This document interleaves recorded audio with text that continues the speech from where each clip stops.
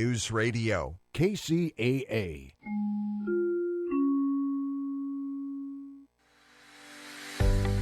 Are you ready for a new experience? To see life from another point of view?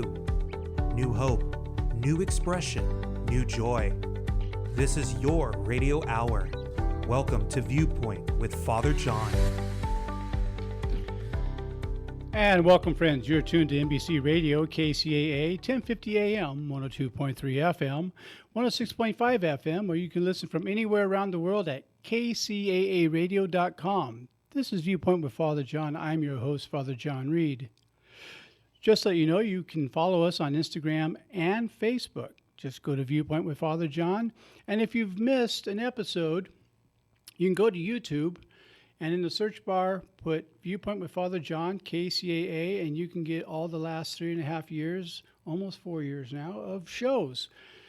Also, if you'd like to follow me on Twitter, that address is at Father John Reed. Plain and simple. Father spelled out and Reed is R-E-I-D, the proper Irish spelling. Anything less would be uncivilized. So come follow me there too. I do enjoy hearing from everybody, and in all three of those platforms, you can send me notes. And those of you who have been sending me notes and letters, thank you. I appreciate that. It's nice to hear that you're enjoying the show, or if you're relating to something that you share with me, how it relates to your life. So, you know, we're really a family here, not just those of us in the studio, but people throughout the world who are our regular listeners. All of God's children are endowed with extraordinary purpose and ability. I'm on a quest to help as many as possible in fully realizing their divinely inspired potential. Disposing of false narrative and embracing genuineness inspires clarity of purpose. My role is to help overcome self-imposed limitations in realizing one's spiritual potential. And as I like to share with you each week, one of the places that not only do I like to support, but it supports me quite a bit, is Claremont Pharmacy. And that's owned by Dr. Nikki Ho. And if you really want a place where you're treated with dignity and love, you're a real person, not a number, not just an insurance claim, go to Claremont Pharmacy. It's on the corner of Indian Hill Boulevard and Arrow Highway. They take care of everything I need. And I appreciate the fact that they let me know when I have a prescription coming up, particularly for my diabetes. It's very important to take care of. And with all the different, my heart stuff and everything, they have me covered. So when you go in there, tell Dr. Nikki Ho that I said hello. And they do have the vaccines. They have the Moderna, and they have the J&J, the Johnson & Johnson, the one and done. So if you haven't gotten vaccinated yet, go see Nikki. She'll take care of you. And a little secret to all you out there, now don't tell anybody that I told you this, she is the best at giving a shot of anyone I've ever met. When I get my flu shots and everything there, I don't even feel the needle. So I'm really impressed with her ability to do that. And also, if you have an event coming up, I want to personally recommend Lakeside DJ Services. And you can find them at lakesidedjservices.com. It is owned and operated by our dear sound engineer, Frank. And also he has a photo booth. And really, it's a great time. And those of you watching on YouTube, you could see photos of this right now. This guy has his act together. So if you really want someone who's going to take care of your event and take care of it right, who will do what you want done, not what their agenda is, Frank is the man to get a hold of. LakesidedJServices.com. And also, before we get into our guest this evening, one last thing I want to share with you. This is not a paid advertisement. It's just me sharing with you something that's very important to me because I care about you, and I want you to have the best of information on things, and that is Justice Matters with Glenn Kirshner. It's on YouTube, and Glenn is the best of the best of the best. He talks about, as you can tell, Justice Matters, issues with justice. He was a federal prosecutor for 30 years. He was also a JAG lawyer in the United States Army, served for 6.5 years there as a prosecutor. He's a personal friend of mine, and I recommend him because his integrity is impeccable. And I totally am honored to call him friend. He's a good man, and he's truly honest, and he won't give you bad information. So Justice Matters, look it up on YouTube. Tonight I'm really excited. One of our favorite guests on the show and my dear friend and my fill-in host, Dr. John Smith, has agreed to come in tonight because there's a lot of stuff going on with people with relationships, with COVID and coming out of the lockdown. So we're going to talk a little bit about what happens when relationships break up, but also some of the stress put on relationships from COVID. Let me tell you a little bit for those of you who don't know Dr. Smith. Dr. John Smith is a psychotherapist. He is a PhD. He's a professor and author of the book, The Authentic Man, A Guide to Happiness and Purpose. And he's really a good man and probably one of my closest friends. They say we're brothers, but neither one of us have turned 13 yet. That's right. We're still in junior high. We're trying our best, and someday we may get there. But Dr. Smith, welcome back to the show. I'm so excited to be back. So thank you for having me, and this is a special one for me because I'm still here. I had a little accident about a week ago, and I'm very lucky to be sitting here. So yes, you are. Me. Yes. He, if I may indulge, may share a little bit, he had a fall through a window and nicked an artery, and the fact that he is here in studio is nothing less than a miracle because I've seen the wounds, and it was nothing shy of a miracle that Pretty that nasty. you were here. I kind of look like Frankenstein right now with all the stitches, but I made it. But yeah, it was touch and go there a little bit with that artery. So thank you for mentioning that. I appreciate it. But yeah, it was a little bit of a close call for sure. I didn't realize that until you just said that. You are a little green. It's the Irish in me. Yeah, I got you. So- Anyhow, people have gone through a lot with COVID, and one of the things that's happened a great deal, is the disillusionment of relationships. And you and I were talking before the show that the difference between the breakup of a relationship and a death is when someone dies, you don't run into them at the supermarket. When somebody dies, you don't have to split up the friends and things along those lines. So while a death is certainly traumatic, and I'm not taken from that, the end of a relationship is a trauma in itself. Absolutely. And that can be very painful. You want to talk a little bit about what people can go through? Sure. I mean, endings are hard, even though we could always say, well, the ending is one door closing and another door opening. So, and in the long run, that may be true. So sometimes when we end something, we're on the way to something even greater or better. And the universe has a way of ending things that are maybe, let me put it this way. You go to the grocery store and you buy a carton of milk. Okay. Right? And somewhere on that carton of milk is a date.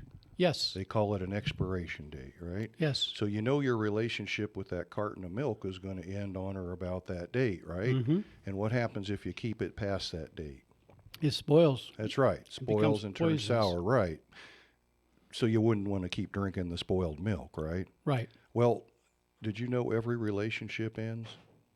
Some last a short time and we wish they would have lasted longer, and some last a long time and they probably should have been shorter, and some last a lifetime, but eventually they all end one way or the other, right? Till death do us part. The problem is when we get into a relationship with another person, whether it's a romantic relationship or a friendship or whatever, they don't come stamped with an expiration date. So Right. we don't go into it usually thinking of when the milk's going to turn sour, when is it going to end.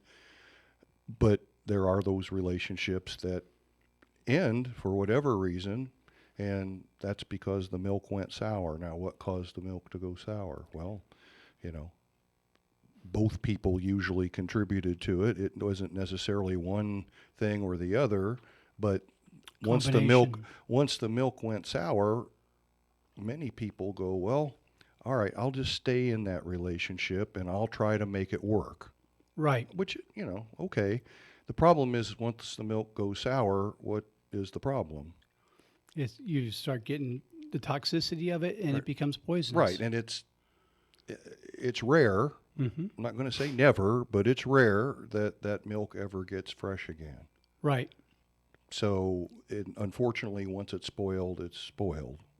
And right. for many people, it's best at that point to kind of move on. But a lot of people have a problem with that for many, many reasons. They're afraid.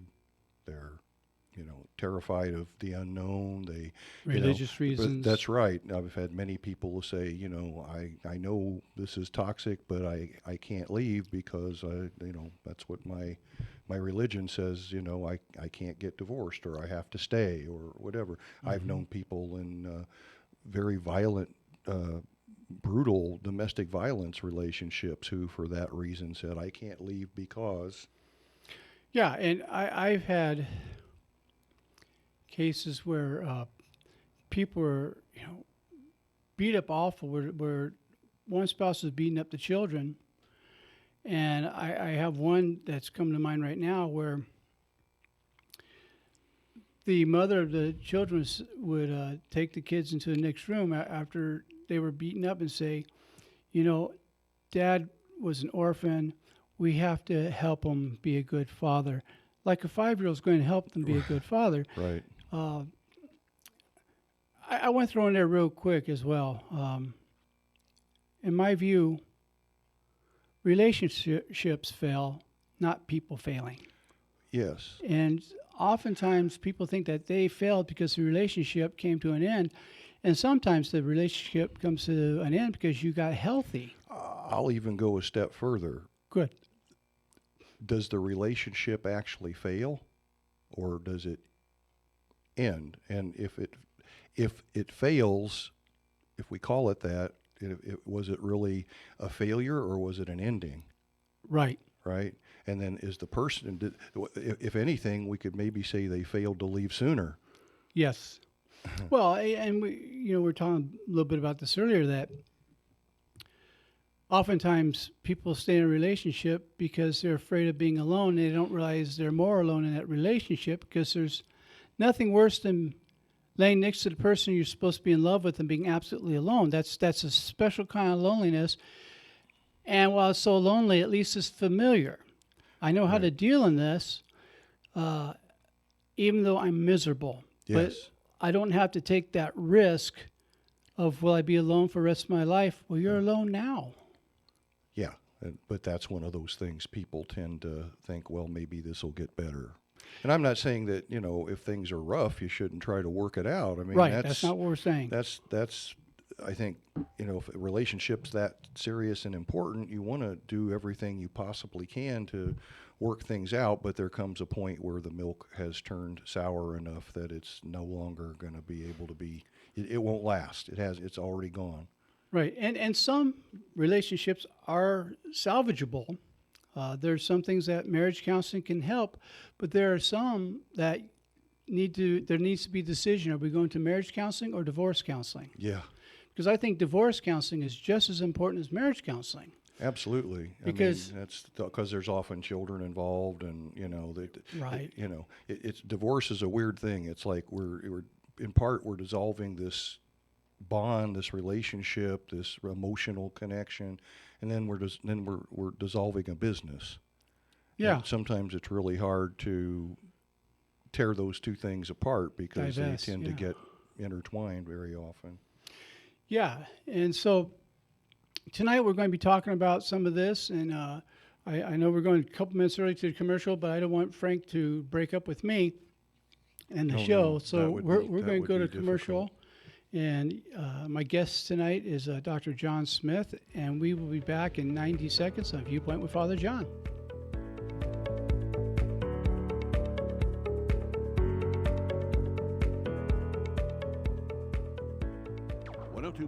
FM, K292FQ, Riverside. The loss of a loved one is one of the most challenging experiences in a person's life. It's hard to know where to turn to make your loved one's final arrangements. Jesse Ruiz at Personal Funeral Planning in Ontario will treat you and your loved one with the respect you deserve. Jesse served in the Marine Corps in Desert Storm and understands what it takes to provide loyal, personalized, and empathetic service to those who need it most. The families of Michael Jackson, Brittany Murphy, Ed McMahon, and many others have trusted Jesse to provide them with the highest level of service and support. To work with Jesse, call 909-762-4027, 909-762-4027, or visit their website, www.4pfp.org. www.4pfp as in personalfuneralplanning.org. Jesse Ruiz and Personal Funeral Planning, veteran-owned and operated, helping you plan a personal, lasting tribute for your loved one. www.4pfp.org. It's time to shop in the cool, relaxed comfort of the Tri-City Shopping Center in Redlands, conveniently located on the I-10 freeway between the Alabama and Tennessee exits. Bring the kids too and watch them play in the only indoor fun center, High Five Indoor Playground, where parents are welcomed on the playground. Birthday celebrations are encouraged, so make plans for some great fun at the mall. More reasons why the Tri-City Center is called the Mall with a Heart. KCAA.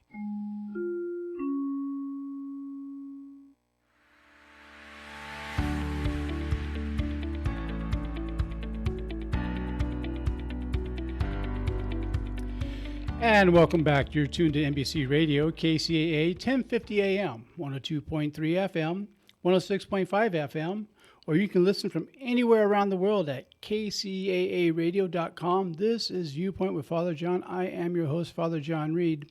And again, I want to remind you, if you're looking for the best DJ services, you're going to want Lakeside DJ Services, which is at lakesidedjservices.com. And particularly for the photo booth. Now, I know that this last weekend, Frank had like 4 different photo booth sessions. This weekend he has some. And the reason he gets so many is because he's that good. And he's a lot of fun. You ever go to one of those photo booths where people are just, come on, put the costume on, get in there. That's not how Frank is. Frank really has a good time.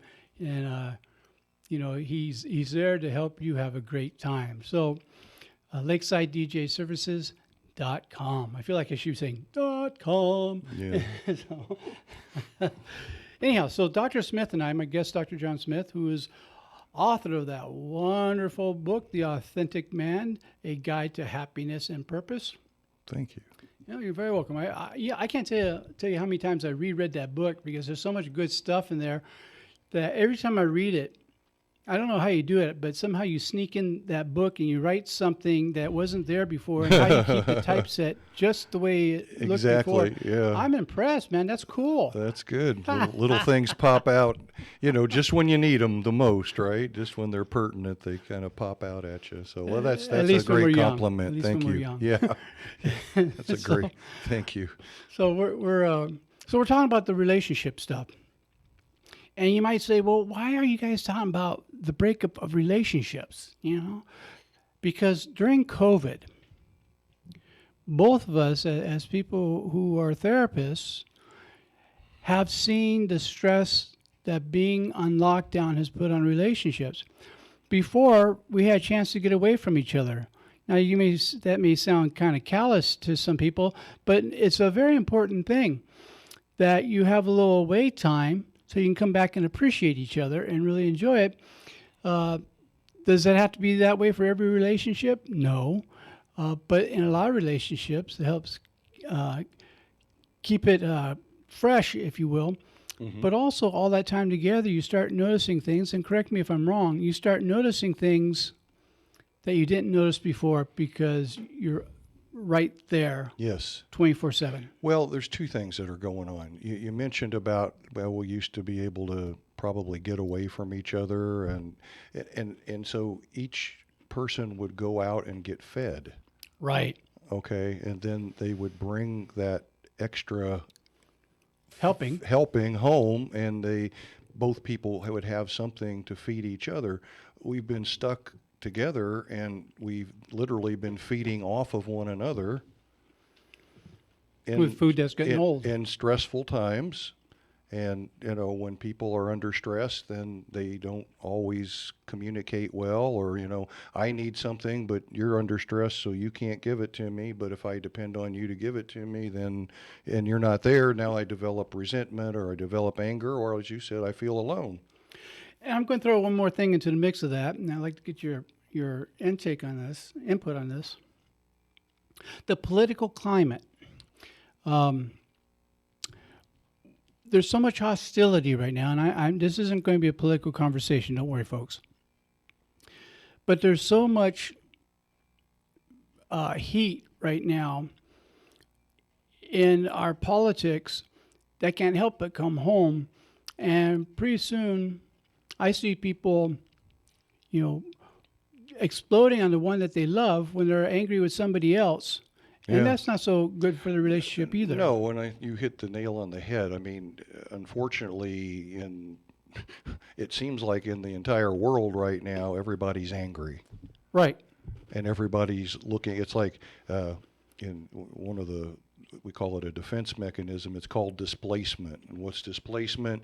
It's the boss yells at you, you come home and you yell at the wife yells at the kid, and the kid kicks the dog. So right. We displace our anger onto somebody or something else. Mm-hmm. And it's, then it's a vicious cycle, it never ends. So I think you're right. We're bringing this anger with no place to put it, no real direction for it.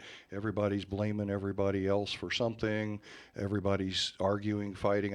The behavior I've seen, mm-hmm. not only just, politically and on TV, but just people, how they're treating each other, what they're saying to each other, how they're driving on the highway or the freeway, how they're, it just seems like nobody really cares anymore about each other. There's no courtesy, there's no manners, if you will, and maybe I'm getting too old because, they taught me manners when I grew up, but I don't see people having many of those these days. So it's all, and so think about it. If I am not treating others that way, then am I treating my own relationships that way, the same way? Yes, and on that note, with this and all the hostility, I've been seeing friendships of many years length ending. And I think social media has contributed a great deal to that, because people say things on Facebook that they would not say face to face. An anonymity, sort of, yeah. Yeah, even though you know who each other are, but there's something there where we feel emboldened, mm-hmm.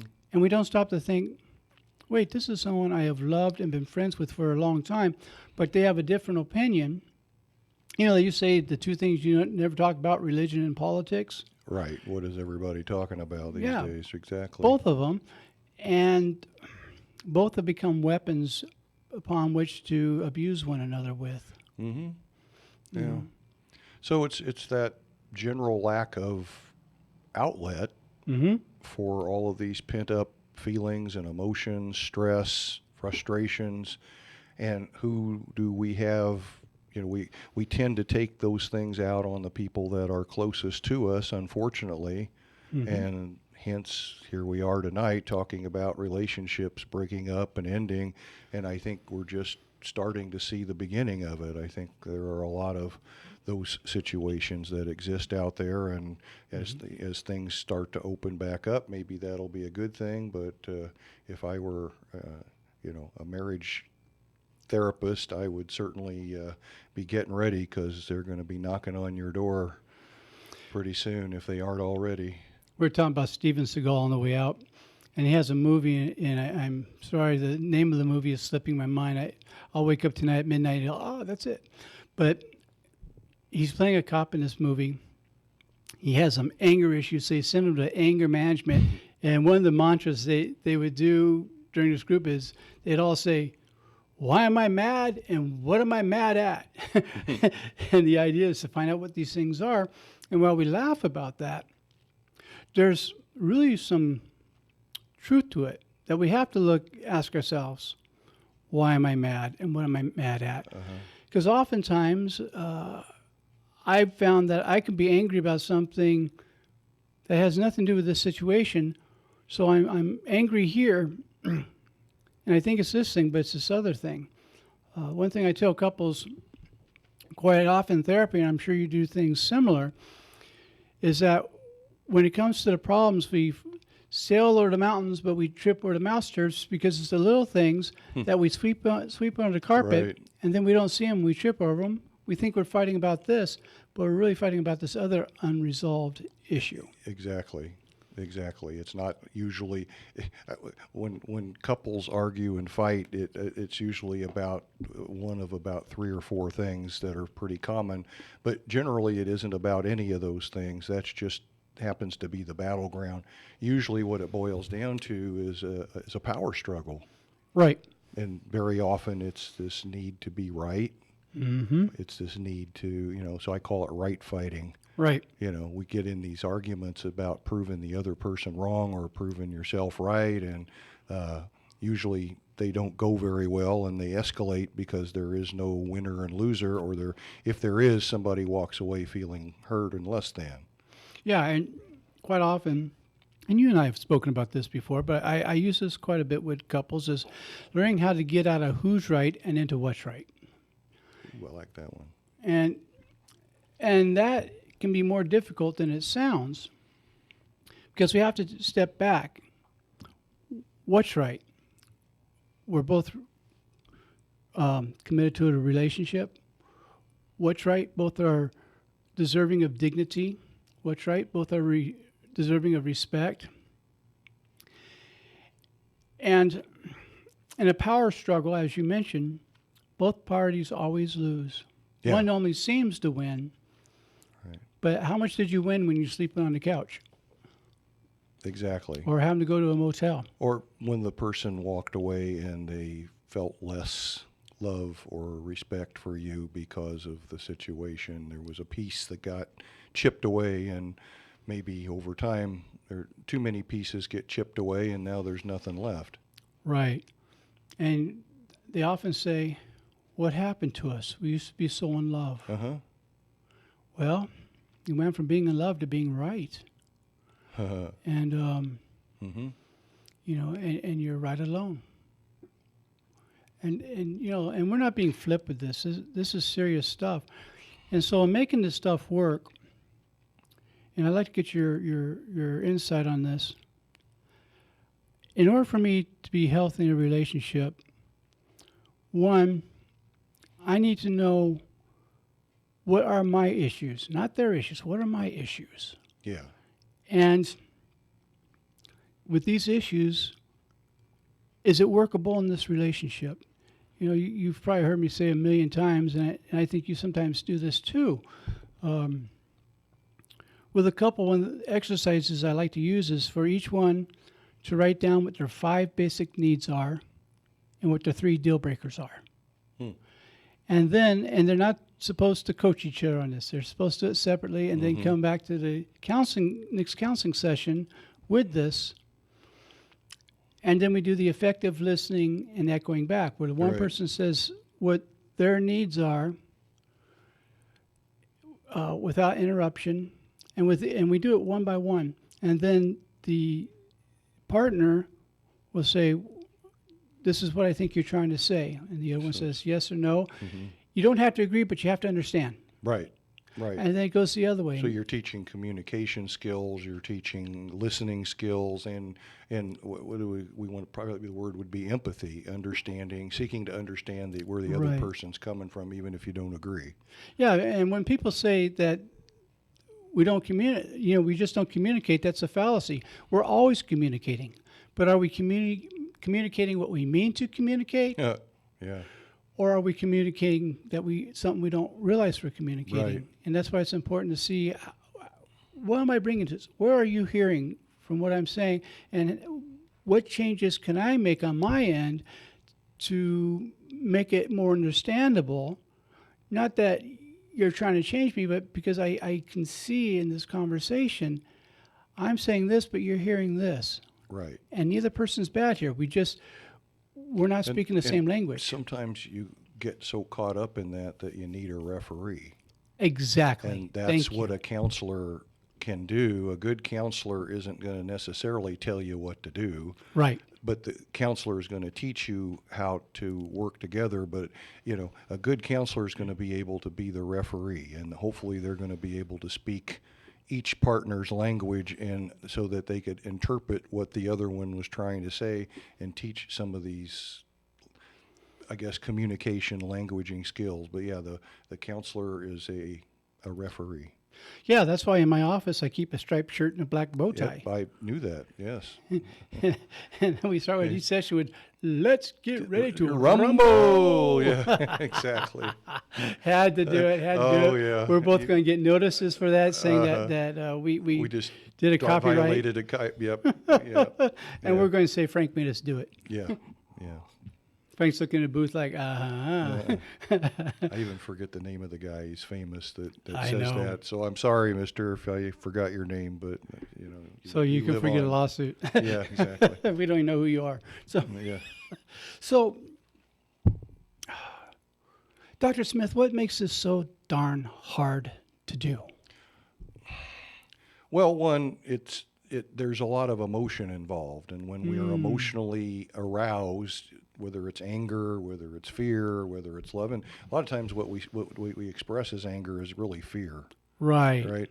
But when we're emotionally aroused, literally what happens is that our rational mind shuts off. Yes. And the more emotional we become, the less rational we are able to be. It's not that you can't. It's like whoever came up with this idea of when you're really angry, start counting to 10, they're fools. Mm-hmm. Because when you get to a certain anger level, let's say about a 7 or an 8, your intellectual mind shuts down. You can't think about counting from 1 to 10. It's usually go time. The lizard mind doesn't know about counting. Exactly. So being emotionally aroused that makes communications really difficult, because we can't engage in effective communication when we're emotionally aroused, because literally we can't engage the part of our mind that's rational. No, it's just fight or flight and trying to survive. Yeah. And who can be rational in the middle of that? Right. Well, exactly. But people get frustrated. You're not hearing me. Well, you're not saying it when you're not, and so it escalates. Yeah. And you keep saying that. You keep saying that. Right. Yeah. And I still don't feel heard. Right. So, the worst time to fight is when you're angry. Exactly. I know that sounds weird, but that's really the worst time to do it, is when you're both angry. Well, there's an old expression: speak when you're angry, and you'll make the greatest speech you'll ever regret. Yeah. I can't remember who said that. Was it? What's the other one? Anger is like a poison, and you drink and hope the other person dies. Die. Yeah. Yeah, the resentment thing. Yeah. Yeah. Absolutely. So, are there some techniques that you can recommend in getting out of the who's right and into what's right? And do you believe in taking a 15-minute break? Do you? What do you suggest? Well, okay, so some of these are going to sound kind of silly, but they actually do work. Okay, so I think each couple in calm times, before there's a fight, need to come up with some rules. Mm-hmm. And there are, if you Google fair fighting rules, there's tons of little handouts that you can look at, or you can write down. But you need to agree to these rules. Well, we use them on our workshops we do. Yeah, exactly. The other thing would be, and again, it may sound silly, but if you come up with a silly code word, okay. Doesn't have to be the same word for each of you. But each of you come, like popcorn. Mm-hmm. Okay. What that means, at least one of you is saying, popcorn, time out. Mm-hmm. And what you do, one of the rules is you agree to take a break. You know, how much time, it depends on what the situation is, but at least enough time to go cool off, think about it, let your rational mind engage, let your emotional mind calm down. Mm-hmm. But have an agreement that you're not just walking away and you're not going to come back to it. So the agreement is, I'm going to walk away, I'm going to cool down, and then when ready, we'll come back together and we'll discuss it. All right. So that way the other person doesn't feel like, well, you just got up and walked away and I want to resolve this. But I know a lot of people that chase after the person because we're going to solve this right now. We're going to finish this. Right. And that's just creating more of an argument. It's just creating more arousal. And all right. One other thing that I recommend is that, remember, if I'm already angry, Right. or aroused or afraid or whatever, if I'm emotionally aroused before I even talk to you, Mm-hmm. that just, it doesn't take much to go from a 7 to a 10. Right. So that means I have to manage my own, I call it my anger temperature or anger. So a little exercise I teach people is to take their anger temperature Right. and keep a little thermometer, or they can do it, in their head, or they can actually, sometimes I'll actually give them a little piece of paper with a little thermometer on it. And from a scale of 1 to 10, what's your anger temperature? Right. And you don't want to, if it starts getting up to 5, that's when by that point, you can still do something about it. Okay. Go for a walk, do something to chill out. All these things that they teach you work when you are at about a 5 or below. Once you start creeping up over 5, then that's when the fight or flight kicks in, and it's really hard to do all of those things or even think to do those things. So you want to take that anger temperature 3-4 times a day. Well, how do I remember to do that? Well, another little exercise, which these happen to be in my book. Yes, they are. But is the wake-up alarm. You set these little reminder alarms about 4 times a day, and that's your cue when they go off, is to take your temperature. Right. What is it? Because if I can measure it, I can manage it. And also, don't post it on Facebook, Twitter, Instagram.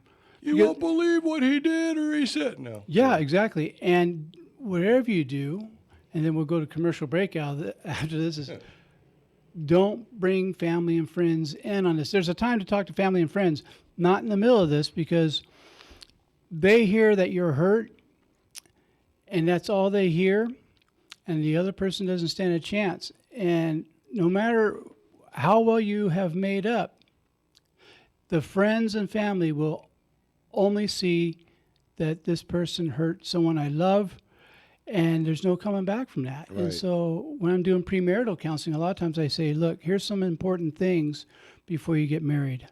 And speaking of good relationships, Frank's looking at me like, for the sake of our relationship, we better go to commercial. My guest this evening is the one and only Dr. John Smith. We'll be back. And you are listening to Viewpoint with Father John. We'll be back in 90 seconds.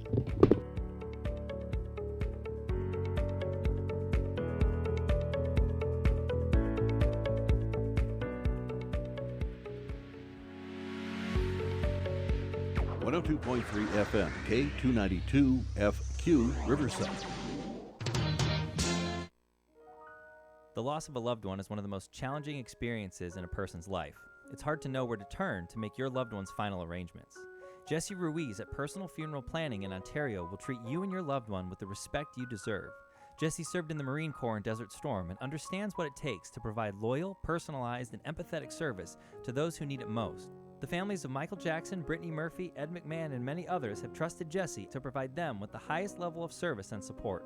To work with Jesse, call 909-762-4027, 909-762-4027, or visit their website, www.4pfp.org. www.4pfp, as in personalfuneralplanning.org. Jesse Ruiz and Personal Funeral Planning, veteran-owned and operated, helping you plan a personal, lasting tribute for your loved one. www.4pfp.org. It's time to shop in the cool, relaxed comfort of the Tri-City Shopping Center in Redlands, conveniently located on the I-10 freeway between the Alabama and Tennessee exits. Bring the kids too and watch them play in the only indoor fun center, High Five Indoor Playground, where parents are welcomed on the playground. Birthday celebrations are encouraged, so make plans for some great fun at the mall. More reasons why the Tri-City Center is called the Mall with a Heart. KCAA.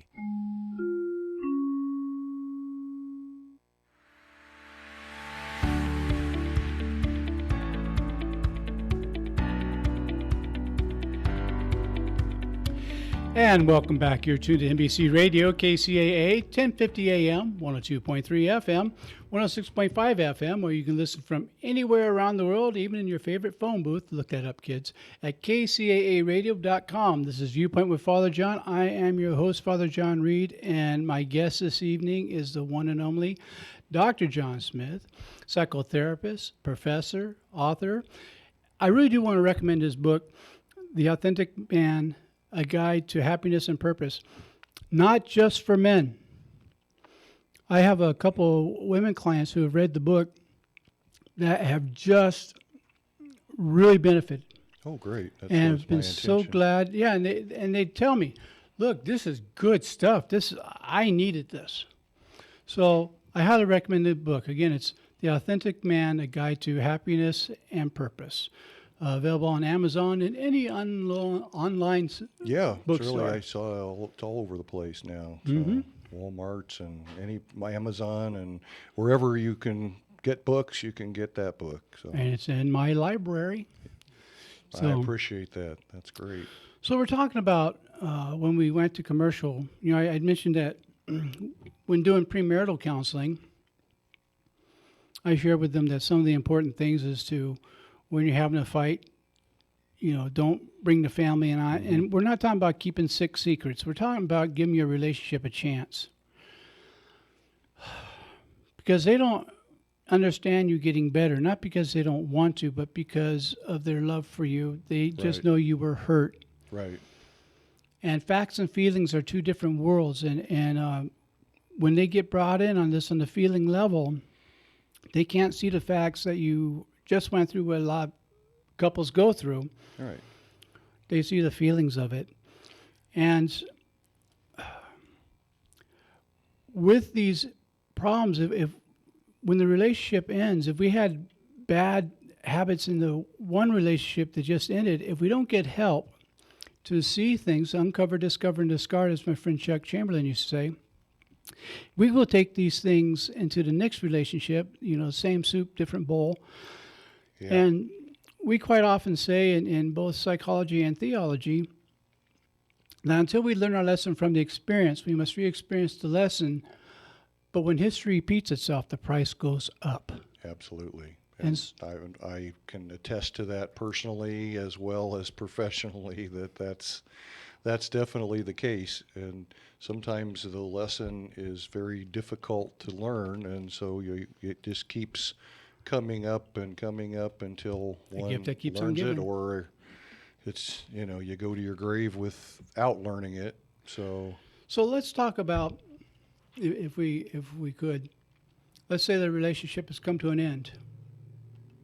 What are some things that we can do so we can stop beating ourselves up for the ending of the relationship, and so that we can move forward and not keep practicing the same thing that's not healthy right. in the way we have relationships with people? And this is one of the more difficult things for most people, because in order to, well, first of all, we're dealing with grief and Right. loss. Yes. You know, when you mentioned earlier about, you know, it's sometimes it might even be, in some cases, worse than death. Yes. Because not only are you grieving the loss of the relationship itself and what was, and, you know, you're also many times going to be grieving the loss of friends and other family who have either taken sides or who have, you know, are no longer part of the scene. Mm-hmm. And, you know, and there are times when you can't, you know, you have to go through some of that journey all alone. Yes. Sometimes you even have to change churches because Yeah.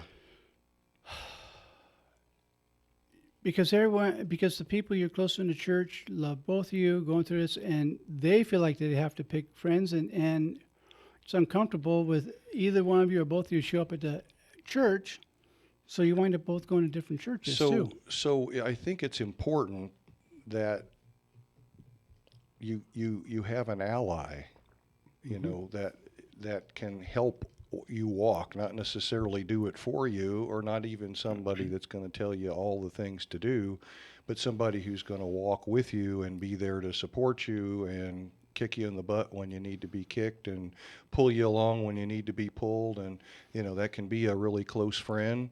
Although I'm going to admit sometimes close friends aren't the best because they're too close. Right. Okay, so you need somebody that's going to have your best interest in mind, but who also is going to tell you like it is. And be objective. Yeah, and sometimes that is a professional. Mm-hmm. I mean, that's, again, another role for a counselor or therapist, is to be that objective person who can help hold your hand and guide you and nudge you and whatever. It doesn't exclude friends and or family or whatever. It just means that sometimes they aren't the most helpful or they aren't the most objective. So, that's what I would recommend first. And sometimes in therapy, you can fall apart so you can fall together. Yeah. And that's quite a process, because if I can't fall apart and let all this out, you can't put the pieces back together Right. in a new way, in a mosaic emotionally that makes a new, beautiful picture. Well, exactly. And I mean, you and I are both therapists, so we understand about it. A lot of people still have a stigma about seeking help and going to therapy, and they're probably thinking, well, all these guys do is tell you to go see a shrink, and that's not exactly what I'm saying. All right, I know the value of it, and you don't have to be, we call it crazy or sick or disturbed or mentally ill or whatever. In fact, very often, seeing a therapist can prevent that from happening, rather than as a result of it, you go see the therapist. So I'm recommending it. It doesn't take the place of friends and family and folks like that, but Right. like I say, they can't always be objective. And as much as they love you or love me as family members, they may not be able to tell us the family members everything as well. May not feel safe. Right. And You'd be surprised how many people that I, after a relationship ends and then all of a sudden these friends or family member come up, well, I never had the courage to tell you, but I always thought that. And then they tell you the truth, and you go, God, why didn't you tell me that? Well, because I didn't think that you would listen, or I didn't think it was a good thing, or I didn't want to hurt your feelings. I didn't want to hurt your feelings, exactly. I've had a few couples in the past that I wouldn't marry because I knew that their relationship was toxic. And I had one that was a Ken and Barbie set. Both were professional models. They really were, and professional actors. And I said, look, kids, the only time you get along is when you're in the sack. So just do that. You have no business being married because you will kill each other. Yeah. And they were angry, and so they had someone else do it. And the guy came back, almost 2 years later. He says, I wish I'd listened to you. You were absolutely right. I barely got out with my life. Yeah. And so, and we don't That's say scary, these things Barbie to be... with a knife. Oh, my goodness. Yeah. And speaking of that, they're doing a movie on Lorena Bobbitt right now. That's just coming out. So Oh, no. I heard it's a cut above the rest. Oh, yeah. Yeah. But anyhow, but you're absolutely correct. People, we have a fear of truth. Yeah. And if we speak the truth, people will think we're being critical, or they think we're not supporting them, and they don't realize, no, we're trying to support you with truth because we don't want to see you get hurt. But as Jack Nicholson said in A Few Good Men, actually it was Tom Cruise, you can't handle the truth. Yeah, you saying Yeah, that was Jack Nicholson was that Jack said it, yeah. But we can't. Sometimes the truth is too raw and painful, and we're not either ready to hear it or whatever. Right. And, I know a lot of people who speak honestly and true, but people are always responding to them, angrily or with negativity because they just either they don't know how to say it in a way that's receptive, or they say it and the people aren't ready to hear it. So, well, and I only hear half of what you say. The rest of it, I hear what my head's saying. yeah. And that happens. That's a universal truth that when we're in that conversation, particularly when we're talking about relationships and things that are matters of the heart, issues of the heart, we hear only half of what the person's saying, and then our head takes over. Absolutely. To protect us. And even though it thinks it's protecting us, it's really harming us. Yeah. Yeah. So I think relationships are complicated at best. They Yes. don't teach you anything about it. You know, there's not a course in any school that teaches you how to communicate and how to have a good relationship. We tend to learn how to communicate, and we tend to learn about our relationships from our families, right? Right. And unless we have some guidance and either get some education in it, or get some guidance through, again, counseling or therapy, or just if we're lucky to have really good role models, Right. then we're lucky. And if I really can't live with myself, it's even more difficult to live with somebody else. And that's not calling anybody bad. It's just a fact of nature. Yeah. Because I see things through that lens, and I hear that through those speakers, that Right. you're saying one thing which may be perfectly innocent, but I'm hearing what I feel about myself. Oh yeah. And I'll Because give it you, all filters through that internal belief system and dialogue. well, I'll give you a quick example of that. I had a member of a parish where I was priest who was a retired DEA agent. And at that time, I was teaching at the Mexicali Police Academy as a favor to a friend. And every time I talk about going to Mexicali, he started saying, "Oh, please be careful, the cartel and all this." And what I was hearing is that he didn't think I could handle myself, that I was doing. And finally I said to him, "Wayne, do you think I'm stupid?" And he was shocked. He says, "No, you're one of the smartest people I know. I care about you, and I don't want you to get hurt with all the violence going down there." But see, I didn't hear what he was saying. Right. What I heard was, he thinks I'm stupid, he thinks I can't handle myself, and he never said that. Right. My head said that. Right. And when we go into relationships, Yeah, I've had that happen before in Right. relationships. It's like, I didn't say that. I didn't mean that. Mm-hmm. But that's what they heard. and part of the relationship issue I found, and I'd like to get your comment, we only have a couple minutes left, but is being current with the relationship and not having a dual relationship. The relationship with the person I'm with and the relationship I was in that I just came out of, that I think this person is as well. Right. That they say something, but I hear the other Oh person yeah, speak. that's very common for people to sort of carry in and project all of the sins of the past partners onto the current partner, even though they've done nothing to warrant it. to warrant it. Yes, and that happens more often than I would like to see, because it's a very common thing, and that's usually one of the red flags in a relationship for sure, and that's one of those things that can make the milk go sour very, very quickly, is being blamed for other people's, or treated in a certain way because of other people's, sins, I'll call them. Well, Gabby one time said to me when we're talking, she says, "I'm not your ex-wife. I don't Mm-hmm. I don't feel those things about you." And I was shocked. And I said to her one time, I'm not your ex-husband. I support you in these things. Right. We have to be reminded. Yes. And we know it until we don't know it, and we have to be reminded again. Right. So, as a reminder, Frank's reminding me we're getting to the end of the show. We have only about my 1 minute left. Goodness. But That time went goes quickly. flying. Yeah. Yeah, it did. Brothers and sisters, the reason we're talking about this tonight is there's a lot of people in a lot of pain, a lot of relationships in a lot of pain. And there's a lot of breakups going on right now. Mm-hmm. And we do want you to know there's life after a breakup. And so know that there's hope and there's help available. You may think you're hopeless. You may just be helpless.